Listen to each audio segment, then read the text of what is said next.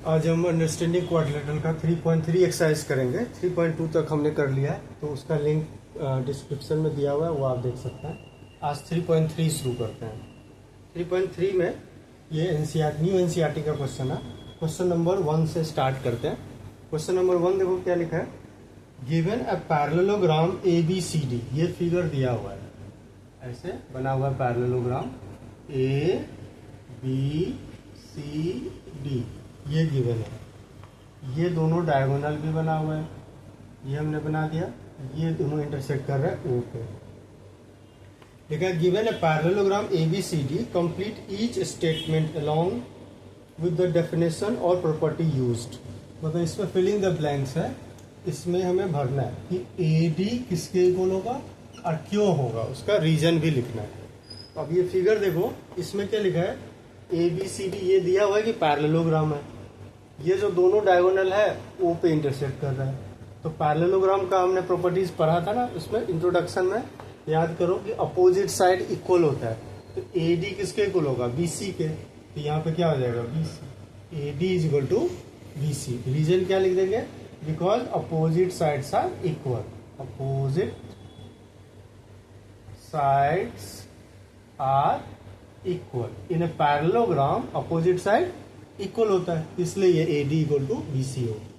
Second part है इसमें कि एंगल DCB किसके इक्वल होगा। अब फिगर में देखो DCB, ये एंगल, ये किसके इक्वल होगा, तो इसके इक्वल होगा, क्योंकि हमने प्रॉपर्टीज में पढ़ा था पैरेललोग्राम के कि अपोजिट एंगल भी इक्वल होता है। In a parallelogram opposite angles are equal, तो ये किसके इक्वल होगा लिखेंगे, DAB। यहाँ पे लिख देंगे एंगल DAB, ये यहाँ पे लिख देंगे। रीजन क्या लिखोगे, because opposite angles are equal, ये रीजन लिख देंगे, ठीक है ना। थर्ड पार्ट है इसका। थर्ड में दिया हुआ है OC किसके इक्वल होगा। देखो OC इक्वल होगा OA के, ये भी हमने पढ़ा था कि in parallelogram diagonal bisect each other. Bisect का मतलब OA इक्वल टू OC होगा and OD equals to OB होगा। तो OC किसके इक्वल हो जाएंगे, OA के।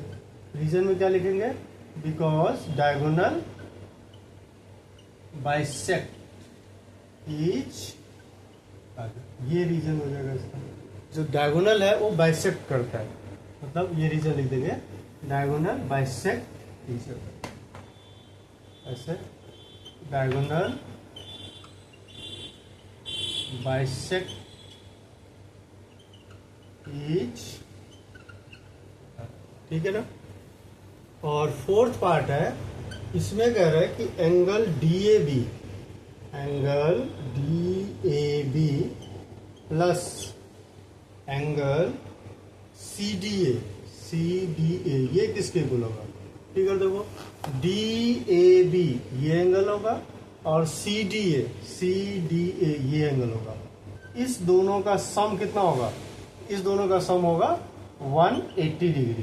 क्यों, क्योंकि ये और ये लाइन पैरेलल है। तो जब दो लाइन पैरेलल होते हैं ना, ये हम पहले भी कर चुके हैं, पिछले क्लास 6 में भी 7th में भी, कि इस दोनों एंगल को बोलते हैं co interior angle. If lines are parallel, तो हमने 3 कंडीशन पढ़ा था कि उसका ऑल्टरनेट एंगल इक्वल होता है, कॉरस्पॉन्डिंग एंगल इक्वल होता है, और को इंटीरियर एंगल का सम सप्लीमेंट्री होता है 180 डिग्री। तो ये जो दोनों एंगल है ना, ये को इंटीरियर एंगल है, इसका सम हमेशा 180 होता है। जब कब होगा, जब ये दोनों लाइन पैरेलल होगा। तो ये तो पैरेललोग्राम है ही, तो पैरेललोग्राम में अपोजिट साइड पैरेलल तो होता ही है। तो AB पैरेलल टू DC है, इसलिए इस दोनों का सम 180 होगा। तो रीजन में हम क्या लिख देंगे, बिकॉज को इंटीरियर एंगल्स आर सप्लीमेंट्री, को इंटीरियर एंगल्स आर सप्लीमेंट्री। यहाँ पे नई जगह मिल रहा है तो यहाँ लिख देता हूँ, आर सप्लीमेंट्री, ठीक है ना। को इंटीरियर एंगल का सम 180 होता है, या को इंटीरियर एंगल्स आर सप्लीमेंट्री मतलब 180 डिग्री, ठीक है ना। तो ये इस दोनों का सम हो गया 180। रीजन में क्या लिखेंगे? बिकॉज को इंटीरियर एंगल्स आर सप्लीमेंट्री। ये हो गया। चलो नेक्स्ट क्वेश्चन नंबर 2 करते हैं।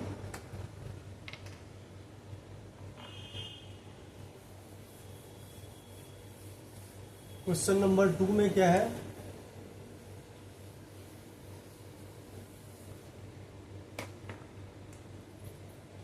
क्वेश्चन नंबर 2 में देखो क्या लिखा है। ये सारे पैरेललोग्राम ही दिया हुआ है। पहला फिगर है इसका, ऐसे है पैरेललोग्राम बना हुआ है ऐसे। इसका नाम दिया हुआ है ए बी सी डी। ये पैरेललोग्राम है। इसमें ये एंगल y है, ये एंगल z है, ये एंगल 100 है और ये एंगल x है। हमें एक्स वाई जेड निकालना है और दिया है कि ए बी सी डी जो है ये पैरेललोग्राम है। तो देखो अभी हमने पढ़ा था ना, पैरेललोग्राम में अपोजिट एंगल इक्वल होता है, तो y इक्वल क्या हो जाएगा 100। अच्छा इस एंगल में हम इसका नाम तो चलो एंगल बी लिख देंगे। Angle y is equal to, या लिख दो y is equal to angle b is equal to 100 होगा। क्यों? क्योंकि अपोजिट एंगल इक्वल होता है। रीजन में क्या लिखेंगे? Because opposite angles of a parallelogram, ये भी लिख सकते हैं पैरेललोग्राम, या opposite angles are equal in a parallelogram, ये भी लिख सकते हैं।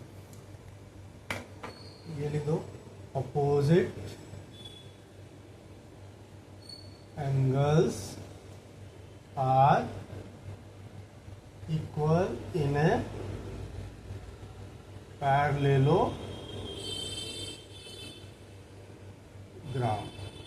पैरेललोग्राम में अपोजिट एंगल इक्वल होता है, इसलिए ये एंगल y जो है वो भी 100 हो गया। अब हमें ये निकालना है, y प्लस जेड 180 डिग्री होगा। ये लिख दोगे angle y plus angle z, ये होगा 180 डिग्री। रीजन बिकॉज को इंटीरियर एंगल, अभी हमने बताया था ना कि ये लाइन पैरेलल है, तो को इंटीरियर का सम क्या होगा 180 डिग्री। तो ये रीजन लिख देंगे बिकॉज को इंटीरियर एंगल्स। अब y तो हमने अभी निकाला है 100 plus angle z is equal to 180। तो एंगल z आ गया 180 माइनस 100, तो एंगल z आ गया 80 डिग्री। एंगल z भी आ गया। अब जितना z है उतना ही x भी होगा, क्योंकि पैरेललोग्राम में अपोजिट एंगल इक्वल होता है। यहाँ लिख देंगे angle z is equal to angle x is equal to 80। Reason में because opposite angles are equal in a parallelogram. Opposite angles are equal in a parallelogram.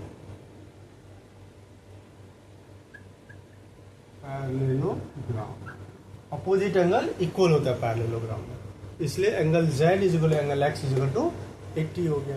ये समझ आ गया। अब आ जाओ सेकेंड फिगर, इसमें एक दूसरा फिगर भी है।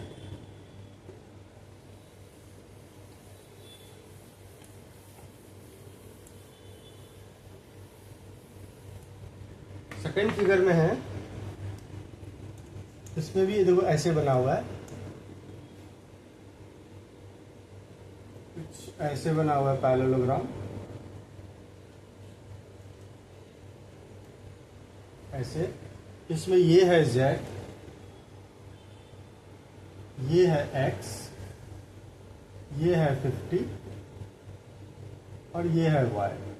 हमें फिर से x y z निकालना है और ये दे रखा है कि ये जो फिगर है ये पैरेललोग्राम है। तो देखो इसमें ऐसे निकालते हैं 50, इसको एंगल 1 मान लेता हूँ, लिखने में आसान रहेगा। इसको एंगल 1 लिख दिया। एंगल 1 प्लस ये x 180 डिग्री होगा। अभी हमने पढ़ा था ना, को इंटीरियर एंगल है दोनों। को इंटीरियर एंगल हमेशा 180 डिग्री होता है। कब? जब ये दोनों लाइन पैरेलल होता है। हमने 6th-7th में करा है कि जब लाइन पैरेलल होता है तो हमने 3 कंडीशन पढ़े थे। Alternate angles are equal, corresponding angles are equal and co interior angles are supplementary. तो ये को इंटीरियर है दोनों, तो ये हो गया एंगल 1 है 50 plus x is equal to 180, x is equal to 180 minus 50, ये आ गया 130। इसका रीजन यहाँ पे लिख देंगे को इंटीरियर एंगल्स, ये रीजन लिख देंगे, ठीक है ना। चलो अब दूसरा है x जितना होगा उतना ही y होगा, तो लिख दोगे angle x is equal to angle y is equal to 130। इसका तो वही reason, opposite angles are equal in a parallelogram. ये रीजन में लिख देंगे opposite angles are equal in a parallelogram का हम ऐसे भी बना देते हैं शॉर्ट फॉर्म में, opposite angles are equal in a parallelogram, ठीक है ना। या पूरा लिख दो, यदि इसमें कंफ्यूजन हो रहा है तो पूरा पैरेललोग्राम लिख सकते हैं।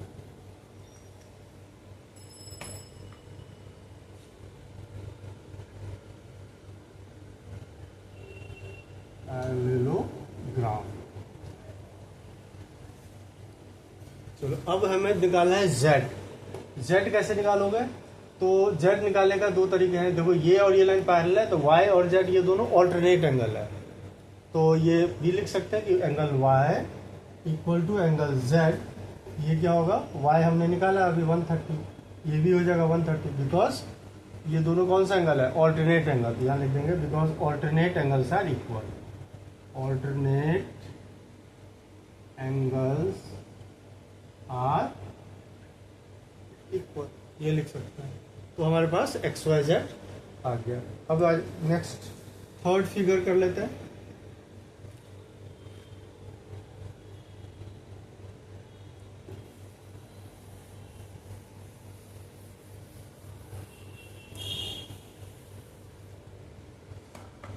थर्ड फिगर है, ऐसे बना हुआ फिगर इसका,